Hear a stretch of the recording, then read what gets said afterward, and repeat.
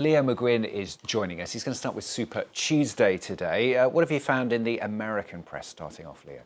Yeah, a night very much dominated by Joe Biden and Donald Trump, respectively, of course. And I'll start with this opinion piece in the Wall Street Journal this morning, talking about the big Republican gamble on Donald Trump. This article says that the two major parties are marching to nominate perhaps the only candidates who could lose to each other. They call it the Great American Presidential Unpopularity Contest. They do nonetheless acknowledge the achievement of Donald Trump. Richard Nixon was the only Republican to previously be nominated 3 times. Trump is the first ever to be nominated 3 times in a row.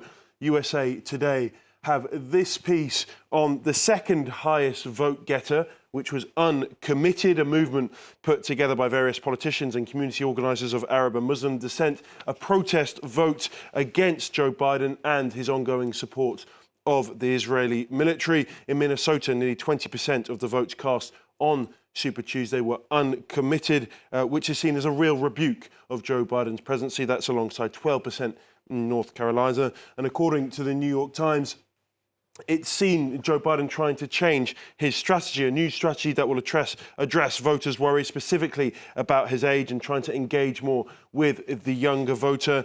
Part of the White House strategy is to be more present on social media, including TikTok. He's also made late-night talk show appearances in an attempt to get out of the bubble, as they put it. In a poll conducted last month, 56% of people said that he was too old to be president, something Biden is desperately trying to disprove. So very much domination of two men, but it wasn't a clean sweep, actually, for either of them, was it?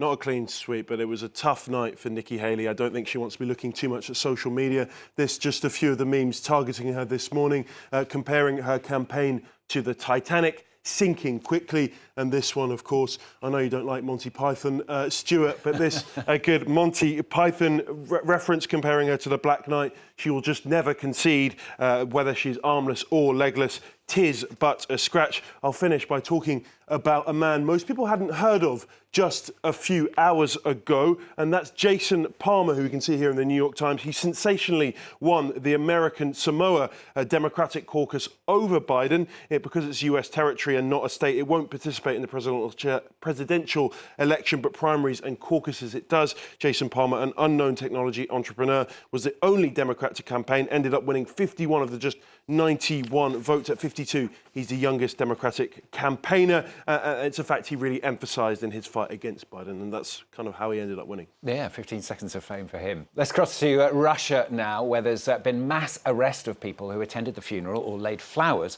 on the grave of Alexei Navalny.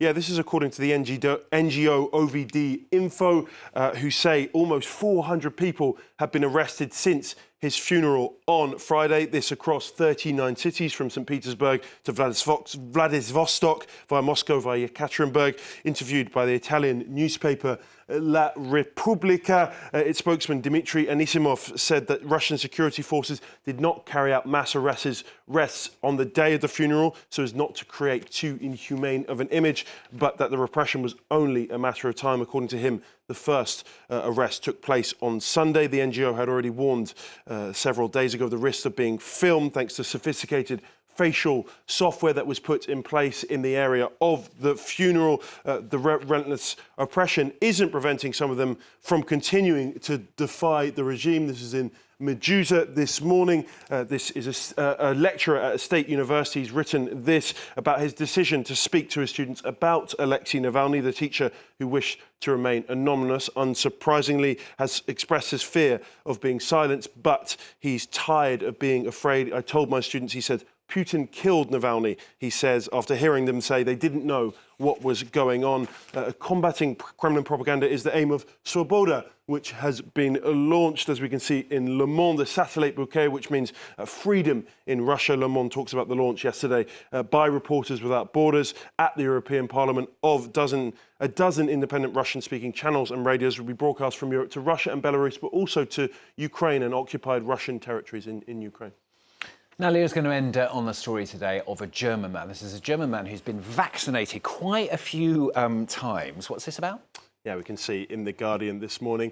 A German man indeed He's not been vaccinated 4 or 5 times against COVID, but 217 times against all medical advice. I should add, the shots were brought and given privately within the space of 29 months with supposedly no ill effects. A 62-year-old man came to researchers' attention when German prosecutors opened up a fraud investigation because they quite simply didn't believe them. I can't blame them. And a research team from a top university did tests and said that it has official confirmation of at least 134 of those vaccinations, which includes 8 different vaccines. They looked at previous blood tests and samples, and they say they found absolutely no ill effects. And the reason for this, he says private reasons. So we don't know. We've got no idea what he did. But I've got to add, please don't try this at home. No, I want to see all the plasters. I mean, you imagine if he had... I mean, I know he didn't have them all at once, but even so, he must have like a pile of them. A collection, probably, yeah. Exactly. Yeah. Thanks a lot, Leo. Leo with the papers for you here on France 24.